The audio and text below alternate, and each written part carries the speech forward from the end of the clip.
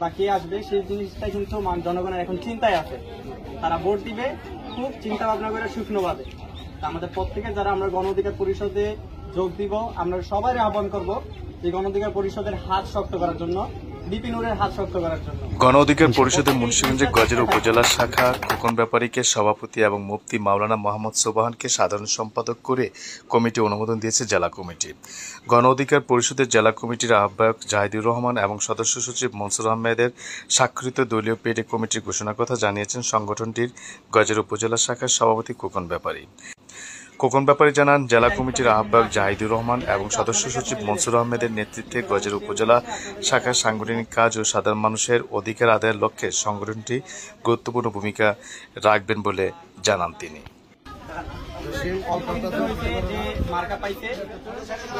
এখন আমাদের গজারিয়াতে নতুন কমিটি দিতে, আর আপনারা জানেন যে আওয়ামী লীগ একটা স্বৈরাচার দল হিসেবে প্রতিষ্ঠিত হয়েছিল এবং ছাত্র জনতা তাদেরকে বিতাড়িত করছে, তাদের পতন করছে। ওই ধারাবাহিকতায় সামনে কোন দল আসবে বা কে আসবে সেই জিনিসটা কিন্তু জনগণের এখন চিন্তায় আছে। তারা ভোট দিবে খুব চিন্তা ভাবনা করে শুকনোভাবে। আমাদের প্রত্যেকে যারা আমরা গণ অধিকার পরিষদে যোগ দিব, আমরা সবাই আহ্বান করব যে গণ অধিকার পরিষদের হাত শক্ত করার জন্য, বিপিনুরের হাত শক্ত করার জন্য।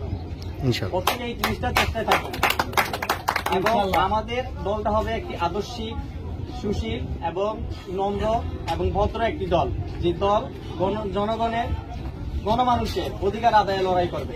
কোন শৃঙ্খলা নাই, যার যেখানে বিপদ আপদ আমরা। মুন্সিগঞ্জ গজা থেকে জুয়েল দেওয়ান।